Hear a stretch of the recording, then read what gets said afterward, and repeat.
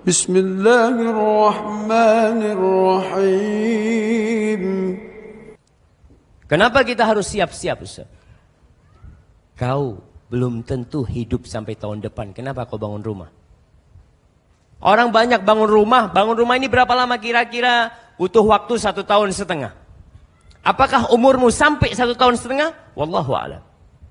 Tapi kenapa kau bangun? Untuk Ramadan kau tidak mau siap-siap. Mungkin kau hidup sampai sana. Kalaupun kau mati di tengah-tengah jalan, maka kau mati di atas niat yang mulia. Ahibbati fillah, apa yang perlu kita persiapkan untuk menghadapi Ramadan? Yang pertama, kalau ada tamu yang mau datang ke tempat kita, nih panitia Sayyid Naum, kenapa dia siapkan tempat yang bersih, ya dikasih tenda sini macam-macam. Karena mereka berpikiran ada yang mau datang. Dia siapkan.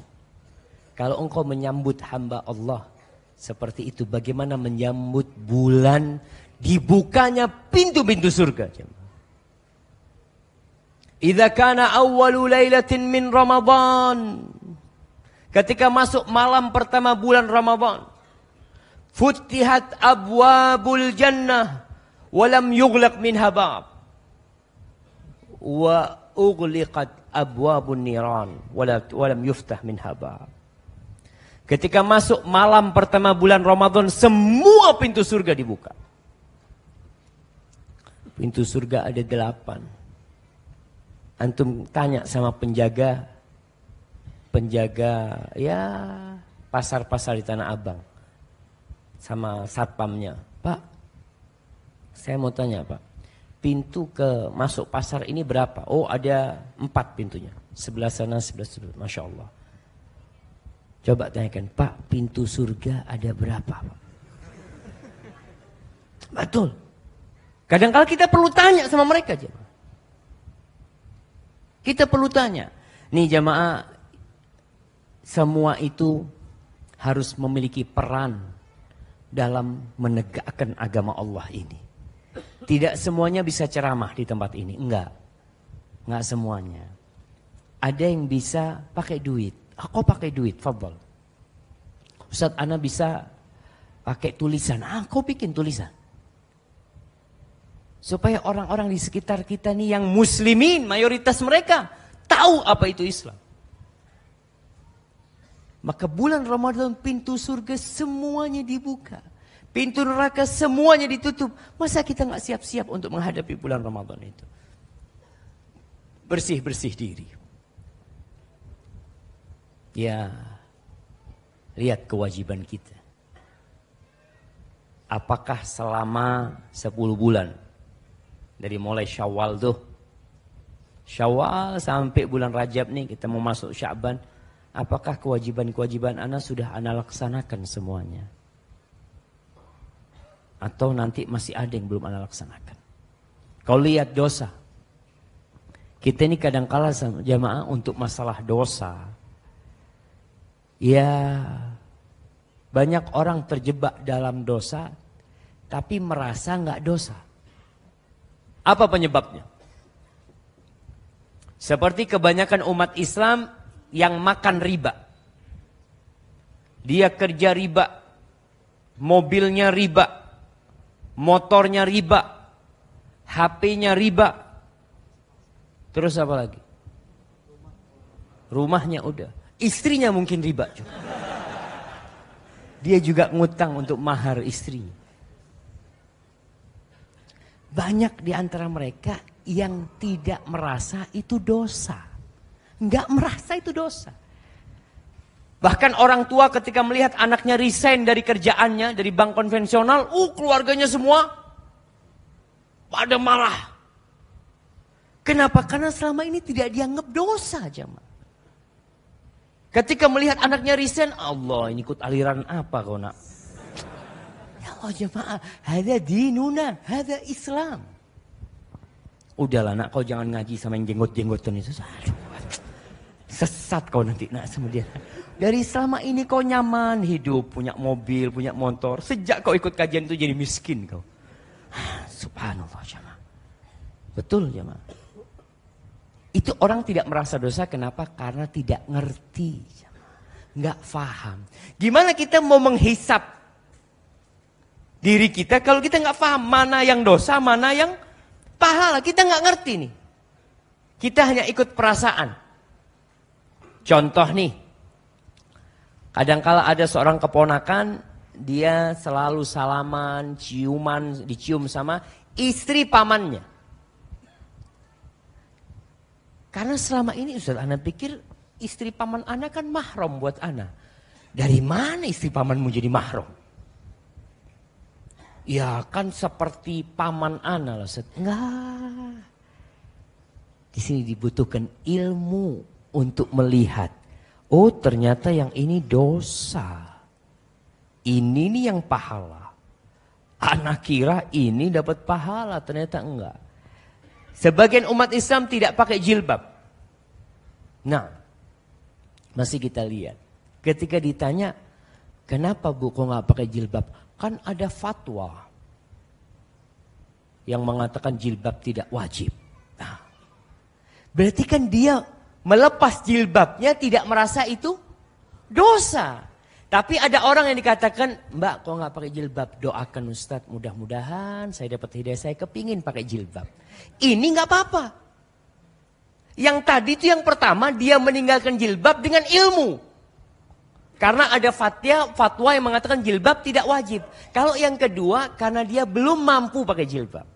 Tapi dia tahu, ana tahu Ustadz, seharusnya seorang muslimah itu pakai jilbab. Ana faham Ustadz, cuma ana kok belum siap untuk hal itu, ya kita doakan. Tapi kalau yang pertama, ya mau gimana, dia merasa, udahlah orang ada fatwa seperti itu. Maka ilmu jemaah. Kita ini mau menghisap diri kita butuh ilmu. Antum pelajarin ilmu tuh. Mana yang wajib, mana yang sunnah, mana yang haram, mana yang mubah, perlu kita pelajarin, perlu. Kalau kita tidak tahu dengan rambu-rambu, kita akan sering ditilang sama polisi. Antum orang tuh kalau datang dari luar kota, nggak tahu dengan rambu-rambu yang ada di kota itu, tahu-tahu dapat 100 meter ditilang. Ntar 500 meter ditilang lagi. Allahu Akbar. Kenapa aku ditilang terus? Ya, Bapak tahu ini larangan. Oh, saya nggak tahu Pak. Saya dari luar kota. Ya, Bapak kan punya SIM. Bapak berarti sudah belajar. Iya Pak, saya SIM-nya bayar Pak. Masya Allah. Kayak gitu tuh banyak umat Islam yang gak ngerti dengan rambu-rambu. Sehingga diterabas sama mereka. Merasa gak dosa. Merasa tidak dosa dia. Tapi ketika berilmu, kenapa Allah katakan innama yakhshallaha min ibadihi al-ulama. Yang takut sama Allah di antara hamba-hambanya. Siapa? Para ulama. Orang yang ngerti, yang paham, dia baru takut. Antum ketika tahu di depan sana ada polisi yang jaga, antum pakai seat belt nggak? Masya Allah, langsung dipasang. Kenapa mas? Ada bapak polisi. Kelihatan itu tuh, kelihatan. Tapi orang yang tidak punya ilmu, dia tenang. Tahu-tahu kiri. Allah, kenapa kiri? Oh, bapak nggak pakai seat belt. Allah. Ilmu jemaah. Maka untuk hisab diri kita nih, kita harus belajar. Baik. Yang kedua, sebelum kita beramal, kita ini udah beramal puluhan tahun. Tapi antum berpikir, amalan antum kira-kira diterima enggak? Kalau yang pertama tadi berbicara tentang ya dosa sama pahala. Kita udah tahu nih dosa ini pahala, alhamdulillah kita udah paham Ustaz. Kita udah bisa menghisap nih. Ternyata amalan kita dosa, yang ini pahala. Tapi perlu kau hisap lagi. Diterima enggak kira-kira amalanmu? Karena syarat diterimanya amalan tuh ikhlas lillahi ta'ala dan sesuai dengan tuntunan Rasulullah SAW. Itu syahadat kita. Itu syahadat kita. Ustadz ana nih, alhamdulillah suka puasa Ustadz. Bahkan anak kalau puasa 40 hari. Boleh dalam Islam. Bapak nggak boleh Pak. Rasul SAW tidak pernah puasa sebulan penuh kecuali Ramadan kata dia. Ustaz, saya kan Bedalah, Nabi kan sudah diampuni dosanya. Ada orang-orang kayak gitu. Dan itu pernah terjadi di masa Rasul sallallahu alaihi wasallam. Ingat kisah 3 orang yang mau puasa terus tidak mau berbuka. Yang satu mau sholat malam terus dia tidak ingin putus, tidak ingin tidur. Yang satu tidak ingin menikah dengan wanita. Kacamata perasaan orang-orang ini orang baik semua. Gimana nggak baik? Mereka tujuannya benar lillahi ta'ala, tapi caranya nggak benar. Maka orang yang caranya benar belum tentu diterima.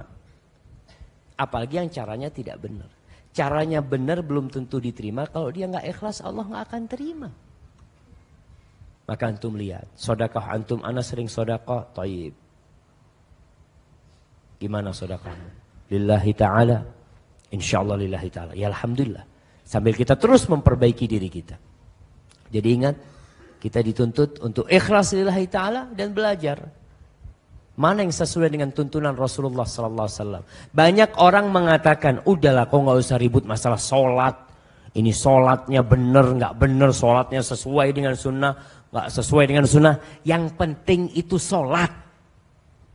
Yang kau perlu bicarakan itu yang tidak sholat.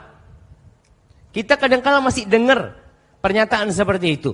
Subhanallah, pernyataanmu ada benarnya, tapi ada nggak benarnya juga.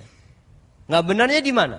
Nggak benarnya itu Allah mengatakan fawailun lil musallin.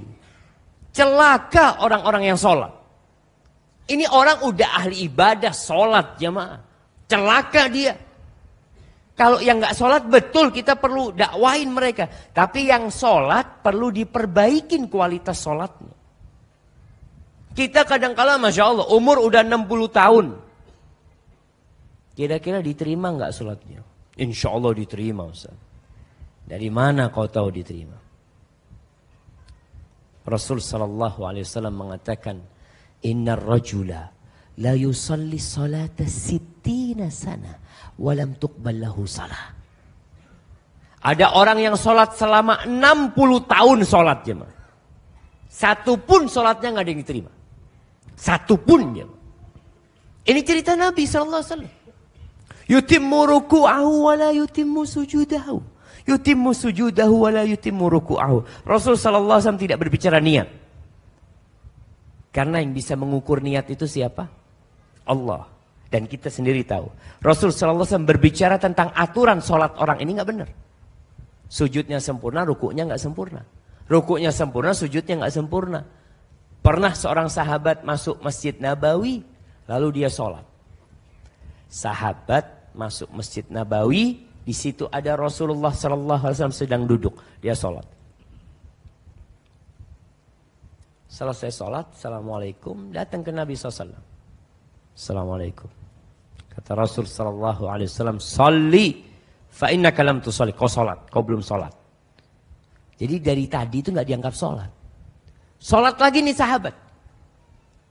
Bayangkan sholat kedua dilihat oleh Rasulullah SAW. Kira-kira gimana sholat dia? Masya Allah. Assalamualaikum, assalamualaikum. Datang ke Rasul SAW, Nabi balik mengatakan, "Shalli fa innaka lam tusalli." Kau sholat lagi, kau belum sholat. 3. Selesai sholat, ya mau nggak mau dia berusaha yang ketiga kali ini untuk lebih maksimal. Selesai assalamualaikum, dia jumpai Rasulullah sallallahu alaihi wasallam. Nabi kembali mengatakan, "Shalli fa innaka lam tusalli." Kau salat lagi, kau belum salat. Kata sahabatnya, "Ya Rasulullah, la uhsinu ghaira hadi." Tuh tadi salatku itu udah paling bagus tuh. Oh, tadi itu, aku nggak bisa lagi. Kalau disuruh salat lagi mau gimana lagi salatnya udah. Fa'allimni. Tolong kau ajarin aku ya Rasulullah. Belajar jamaah. Makanya kalau ada orang mengatakan yang kau bicarakan yang tidak sholat, yang sholat sudah biarkan. Enggak, yang sholat pun perlu bagaimana? Tadi kita bicara kualitas. Umat Islam ini nggak boleh dia mandek tuh. Berhenti tuh nggak naik derajatnya. Dari dulu sampai sekarang, kulhu yang dihafal. Qul huwallahu ahad, qul a'udzu bil falaq, qul a'udzu bin nas. Tanya, Bapak umur sudah berapa? Ya Ustaz, ya baru 58 tahun lah. Hafalannya nggak nambah, enggak Ustaz. Tapi kalau fulus alhamdulillah Ustaz. Kenapa? Karena dia nggak mau belajar jamaah. Maka tolong nih, yang kedua ini. Sama sebenarnya, kalau yang pertama tadi kita bicara supaya kita tahu ilmu. Mana yang halal, mana yang haram, mana yang wajib, mana yang sunnah, mana yang boleh, mana yang gak boleh. Tapi yang kedua belajar untuk menyempurnakan. Yang udah sholat, alhamdulillah Ustaz Ala ini udah sholat sejak umur 9 tahun dan tidak pernah meninggalkan sholat, alhamdulillah. Sekarang kau lihat, kira-kira sholatmu udah bener enggak? Pelajarin lagi, kembali kepada ilmu. Yang ketiga, masalah hati. Kita harus bersihkan hati kita untuk menjadi orang yang bertakwa. Karena bulan Ramadan itu madrasahnya orang yang bertakwa. Antum tahu, ketika orang mau masuk sekolah, ada tes nggak di depan? Dites dulu. Nggak bisa jawab, nggak diterima. Baik. Bagaimana dengan Ramadan? Kadang-kala kita nggak persiapan untuk tes. Ya Ustaz, kan nanti lulusnya setelah Ramadan. Iya benar, lulusnya setelah Ramadan. Tapi kan sekolahnya ini butuh kesiapan dari dirimu. Kau persiapkan dirimu untuk lebih bertakwa kepada Allah. Sehingga nanti kau bisa jawab tuh. Udah tahu Ramadan ini apa aja tuh. Persiapan untuk bulan Ramadan. Karena terus terang jamaah, ada orang yang masuk Ramadan keluar seperti nggak puasa. Seperti ada orang yang sekolah, antum lihat anak-anak yang kuliah 4 tahun, lulus, sarjana. Sarjana, ya ekonomi. Ditanya, kau 4 tahun sekolah dapat apa? Dapat ijazah doang. Ilmunya nggak ada. Aku tuh kalau sekolah cuma bawa, dulu biasanya anak-anak kuliahan bawa apa? Bawa buku tulis yang dikantongin. Dia sekedar menghabiskan waktu. Seperti itu pula orang yang masuk Ramadan tanpa ada takwa di hatinya. Selesai Ramadan gak dapat apa-apa. Apa yang dia dapatkan? Alhamdulillah, ana selesai Ramadan ternyata bisa turun berat badan ana. Dia cuma dapat itu. Rasul sallallahu alaihi wasallam mengatakan kam min shaimin aw rubba shaimin laisa lahu min siyamihi illa al-ju' wal 'atash. Berapa banyak orang yang puasa dia nggak dapat apa-apa dari puasanya kecuali lapar dan haus. Jadi selesai Ramadan kurus. Alhamdulillah ini biasanya nomor 36 saat sekarang 32. Umpamanya dia katakan seperti itu. Bukan itu tujuan Ramadan. Orang-orang di barat jamaah. Di barat tuh sekarang mereka lagi terapi puasa. Bahkan kalau nggak salah mereka punya fasting 2 day in week. Dia punya puasa 2 hari dalam sepekan. Mulai dia puasa. Untuk apa? Untuk kesehatan. Kita enggak. Untuk apa? La'allakum tattaqun. Itu tujuan kita. Tapi kita harus punya modal. Agar puasa kita benar. Membuat kita lebih bertakwa kepada Allah Subhanahu wa taala. Jangan sampai selesai Ramadan nih. Selesai Ramadan kita nggak tambah naik takwanya, bacaan Qur'annya nggak tambah banyak, sholat sunnahnya juga nggak tambah banyak. Yang keempat, yang perlu disiapkan dimulai bulan ini, silaturahim. Ustaz, ada apa dengan silaturahim? Bulan Sya'ban bulan diangkatnya amal perbuatan. Ingat, ada 2 orang yang amalannya tidak diangkat, dosanya tidak diampuni. Nah, Anda kasih hadiah.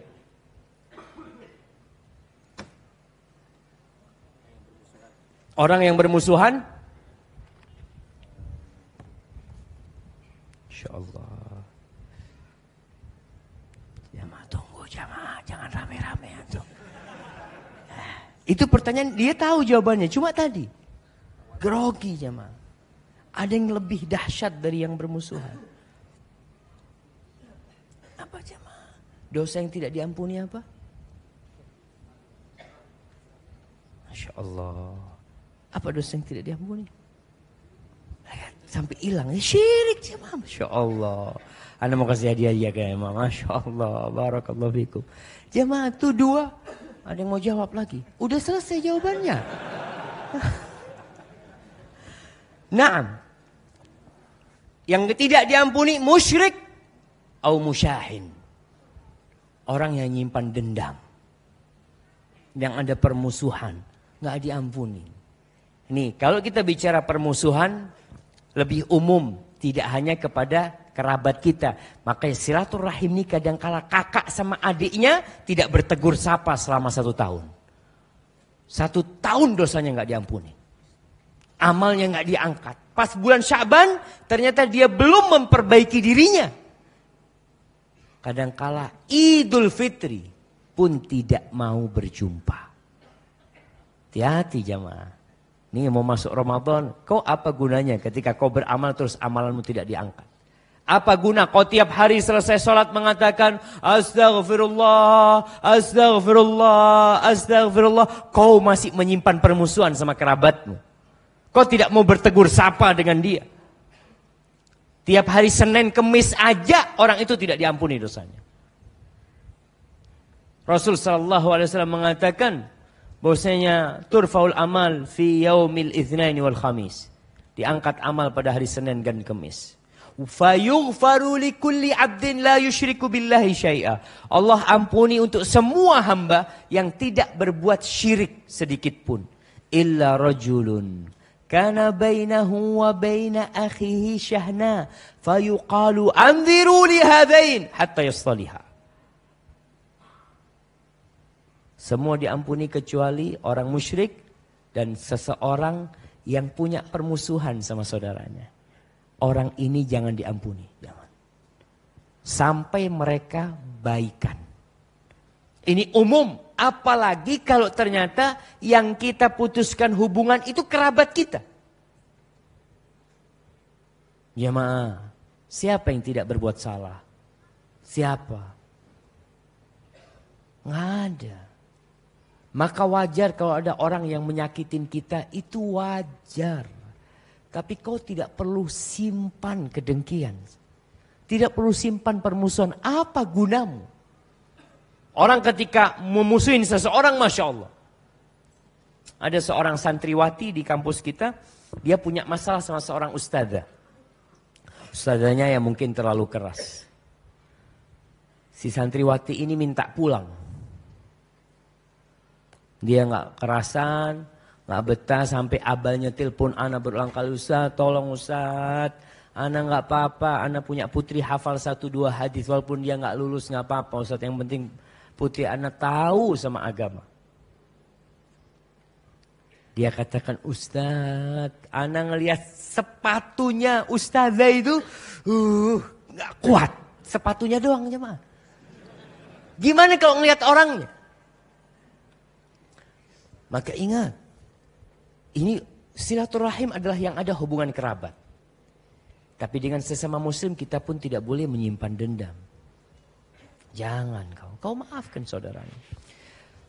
Allah subhanahu wa ta'ala berfirman, Fahal asaitum in tawallaitum an tufsidu fil ardi wa tuqatti'u arhamakum. Apakah kiranya kalau kalian memimpin, ada orang-orang yang ketika mendapatkan jabatan kerjanya tufsidu fil ard, merusak di muka bumi ini dan memutuskan tali rahim di antara saudara-saudaranya. Suatu hari Rasul sallallahu alaihi wasallam bercerita kepada para sahabatnya ketika berbincang masalah silaturahim. Beliau mengatakan sallallahu alaihi wasallam laisal wasil bil mukafi. Yang dikatakan orang menyambung silaturahim itu bukan orang yang balas-balasan. Kau balas-balasan jemaah. Artinya hubungannya itu sudah cair. Hubungannya sudah baik. Dia datang ke tempat kita, dia kasih kita hadiah, kita kirim hadiah sama dia. Jadi hubungannya sudah baik. Bukan itu yang disebut orang yang menyambung silaturahim. Walakinnal wasil alladzi idza quti'at rahimuhu wasalaha. Tapi yang disebut orang menyambung silaturahim adalah orang ketika diputuskan rahimnya, dia sambung. Dia punya paman, tidak mau datang ke rumahnya, ana yang datang ke rumah paman ana. Dia punya sepupu yang tidak mau membantu dia ketika dia susah, tetap anak akan datang kepada dia. Dan antum silaturahim jangan cuma kalau butuh. Kadang-kala kerabat kita tuh melihat, fulan aduh butuh fulus kayaknya fulan tuh. Kalau butuh duit datang. Jangan. Subhanallah, ada orang Masya Allah jemaah. Ada orang, anak kenal baik sama dia. Dia itu datang ke rumah kerabatnya. Tapi dia datang bawa mobil Alphard jemaah. Dia datangin. Ketika datang langsung diterima sama saudara-saudaranya. Karena apa? Karena ini bukan orang mau minta-minta. Mungkin orang malah mau ngasih. Tapi kalau antum datang ketika butuh, Allah, bilang Abah lagi nggak ada ya. Kasih tahu orang. Antum datangin kerabat antum. Jangan kalau butuh antum datang sama mereka. Ketika antum datang kepada mereka menyambung rahim, rizki antum Allah luaskan. Dan jangan takut rizkinya berkurang. Apalagi ini untuk orang-orang yang hidup di Jakarta nih. Kadang-kala orang-orang yang hidup di Jakarta ini silaturahim buat keluarganya yang di kampung jarang. Ustadz ya ana sibuk Ustadz. Oke, kau nggak datang tiap bulan. Nggak apa-apa, tapi fulusnya datang tiap bulan. Nggak masalah. Artinya silaturahim itu bukan hanya bawa badan kita. Biasanya orang kirim hadiah setahun sekali. Kau kirim tiap bulan. Kau punya rezeki kirim. Kalau kau bisa silaturahim dengan cara seperti itu. Tapi jangan sampai kita memutuskan jemaah. Jangan. Ini waktunya diperbaiki kita. Kita kalau punya masalah sama saudara kita ya. Yang pertama kerabat. Yang kedua sesama saudara kita, sesama muslim.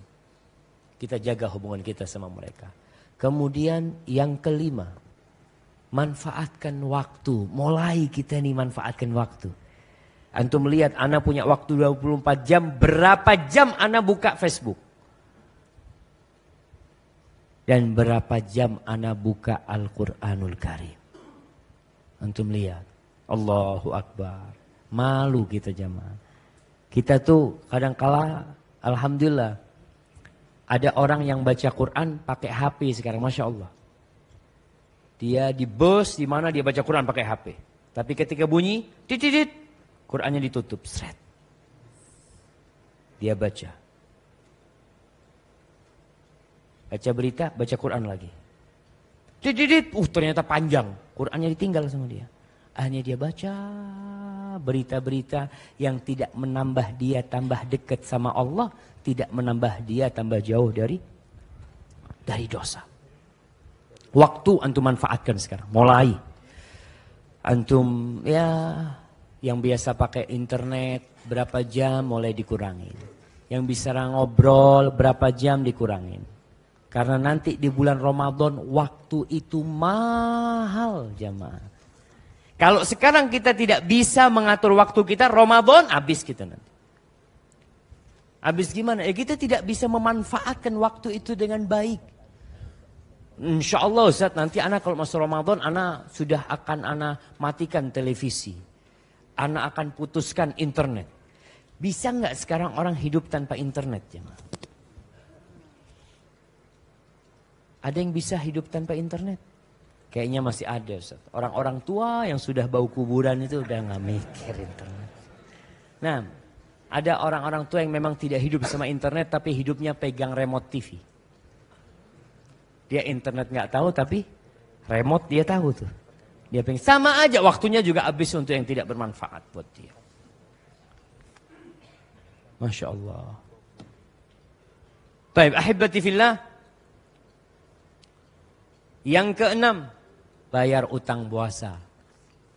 Antum yang punya utang, Rasul sallallahu alaihi wasallam itu puasa di bulan Sya'ban, puasa sunnah apa puasa bayar utang?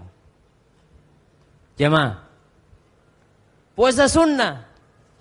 Tapi kita ini makanya ini masih ada bulan Rajab nih. Ada bulan Rajab, bismillah, yang punya utang khususnya ibu-ibu. Bapak-bapak, Masya Allah, hampir tidak ada yang punya utang. Dan memang ibu-ibu itu harus dikasihani. Kadang-kala bapak-bapak bantuin istrinya mengqadha puasa. Bagaimana cara bantu istrinya? Puasa sunnah antum.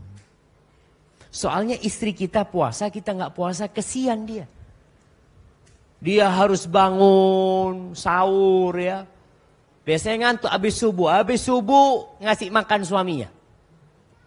Siang nemenin suaminya makan.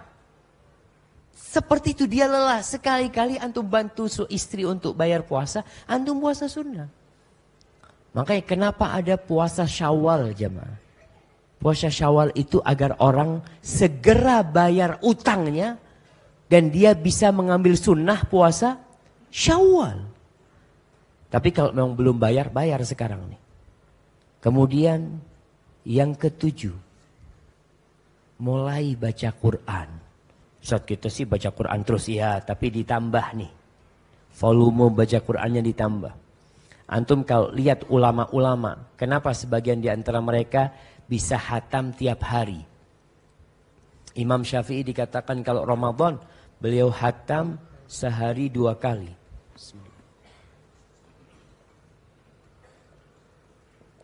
Alhamdulillah. Sehari 2 kali jemaah. Kok bisa seperti itu? Sebelum Ramadan udah persiapan. Orang yang lari cepat jemaah. Apa bisa sekarang dikatakan kepada antum, antum lari cepat? Bisa insya Allah, tapi ngos-ngosan sampai sana. Begitu pula orang yang baca Quran, ketika dia tidak biasa baca banyak, Masya Allah. Baca 2 lembar aja lama dia buka. Tapi buat orang yang biasa baca Quran, cepat. Maka kita siapkan sekarang. Kemudian sholat malamnya. Ya, yang tidak pernah sholat malam kecuali Ramadan. Ada umat Islam kenal sholat malam kapan? Ramadan. Malam takbiran nggak ada lagi sholat malam. Pikirnya orang setelah takbiran itu nggak ada lagi sholat malam jemaah. Udah selesai, kan Ramadan. Emangnya sholat malam cuma Ramadan? Tarawih itu sholat malam jemaah. Cuma ketika Ramadan disebut tarawih. Tapi itu adalah qiyamul lail. Tahajud yang dilakukan mereka. Bukan dengan malam takbiran kemudian kita berhenti sholat malam. Baru sholat malam kapan? Nanti malam Ramadan pertama. Lah, kita harus siapkan. Mulai sekarang antum sholat malam, ya kalau nggak bisa pas malamnya sebelum tidur. Witir paling tidak 3 rakaat yang dilaksanakan. Kemudian yang selanjutnya banyak baca doa. Karena bulan Ramadan bulan berdoa. Doa itu dikabulkan jemaah di bulan Ramadan. Dan ayat tentang doa itu berada di antara ayat tentang Ramadan. Allah mengatakan wa idza sa'alaka ibadi anni. Kalau bertanya kepadamu hamba-hambaku tentang aku, fa inni qarib. Aku itu dekat kata Allah. Ujibu da'watad da'i idza da'ani. Aku mengabulkan doa orang-orang ketika memohon kepadaku. Antum sekarang mulai doa. Antara adzan dan qomat belajar doa. Kadangkala antum doa 1 menit habis doanya. Allah, udah habis Ustaz, mau minta apa lagi? Berarti kan perlu latihan berdoa itu. Antum baca tuh doa-doa Rasul sallallahu alaihi wasallam, baca, hafalkan. Oh, Nabi baca doa ini, Nabi baca doa ini sallallahu alaihi wasallam. Antum mulai kumpulkan, antum beli bukunya. Antum kalau nggak bisa ingat, paling tidak antum bisa baca. Jamaah, tadi ada satu doa yang belum dijawab. Doa melihat hilal. Udah ada yang dapat ya Masya Allah. Fadal.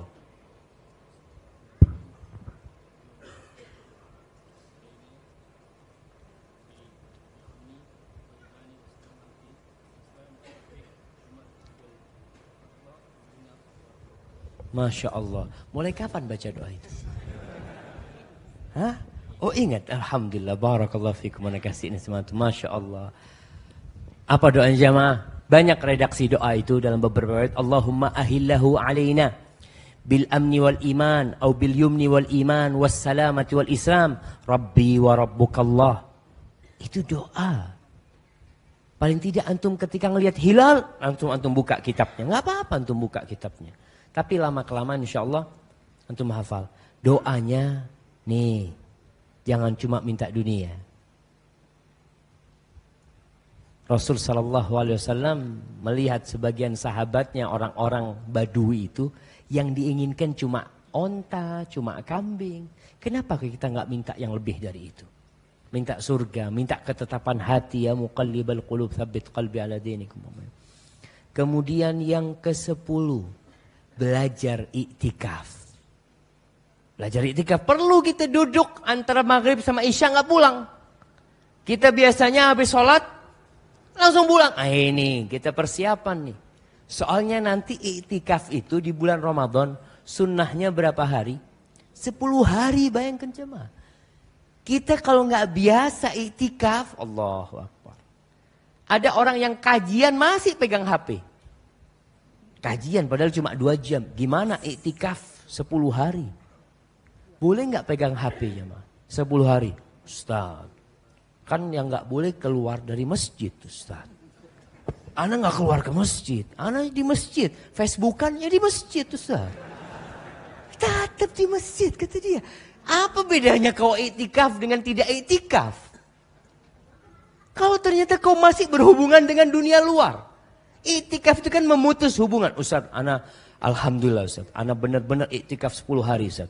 Di masjid. Ana ngatur dagangan dari masjid Ustaz. Ini barang kirim ke sana, barang ke sini. Badannya di masjid. Tapi tetap dia ngurusin semua dunia. Ini kadang-kala orang dengan adanya teknologi, dia merasa iktikaf padahal nggak iktikaf. Maka perlu tuh biasakan diri ke masjid. Padahal maghrib nggak pulang sampai isya. Subuh nggak pulang sampai syuruk. Sampai syuruk jamaah. Sampai matahari terbit. Antum setelah itu sholat, masya Allah dapat pahala umroh. Mulai dibiasakan. Allah bisa karena biasa. Antum merasakan jamaah. Kalau antum biasakan mulai dari sekarang nih. Latihan-latihan tadi pas masuk Ramadan. Antum udah lari jemaah. Udah lari. Seperti perintah Allah. Fafirru ilallah. Larilah kepada Allah. Kenapa? Ini pintu surga lagi dibuka nih. Masa aku gak mau lari ke sana? Kemudian belajar puasa sunnah. Tadi Ana bicara yang punya utang bayar. Tapi sekarang Ana gak punya utang Ustaz. Istri Ana juga gak punya utang. Alhamdulillah. Maka sekarang antum belajar puasa sunnah. Sya'ban tuh Nabi biasa puasa sunnah, antum puasa. Dan rasakan orang yang biasa puasa sunnah dan orang yang tidak pernah puasa sunnah kecuali pas Ramadan dia puasa wajib. Hari pertama itu Masya Allah jemaah. Allahu Akbar. Semua kepingin dia makan. Dia datang tuh ngomong sama istrinya, istriku tolong bikinkan es cendol. Kolak, es kelapa muda, apalagi gorengan. Wah semuanya, Masya Allah. Kenapa? Baru sekali puasa. 330 hari dia gak pernah puasa. Sehingga 1 hari buat dia sesuatu banget. Kalau orang yang biasa puasa sunnah, ya biasa aja. Nanti mau berbuka apa? Ya udah kurma sama air. Ustaz, ana alhamdulillah Ustaz, ana beli kurma dari Madinah. Insyaallah. Iya, Rasul sallallahu alaihi wasallam itu buka kurma terus sholat. Antum buka kurma, makan nasi, makan ini semuanya awalnya doang yang sunnah.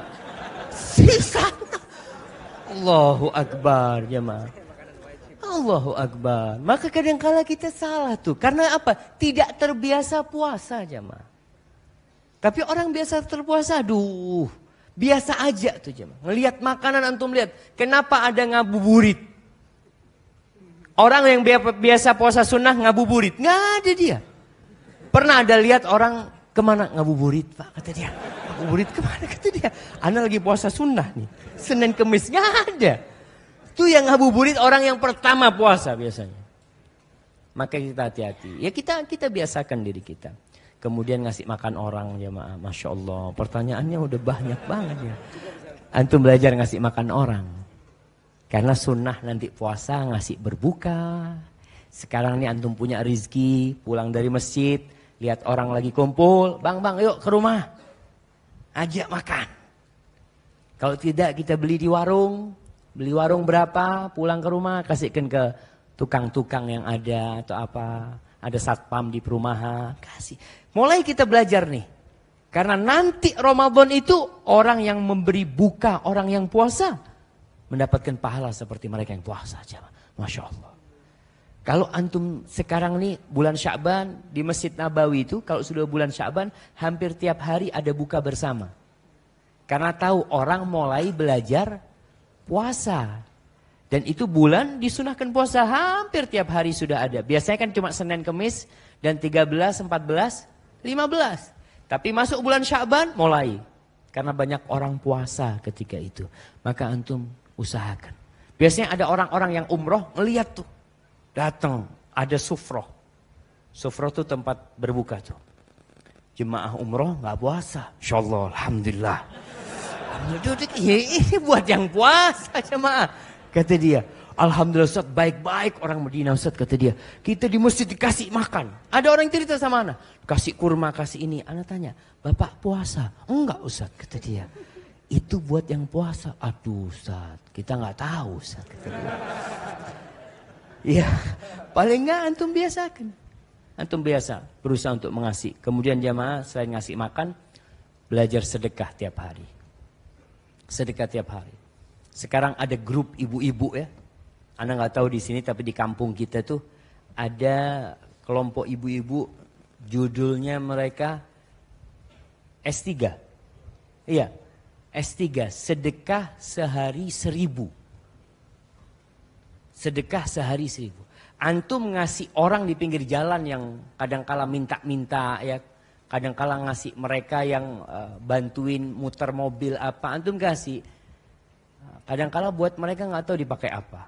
Tapi antum usahakan mulai sedekah tiap hari nih. Untuk apa? Ya kalau antum ke masjid ada kotak amal kasih.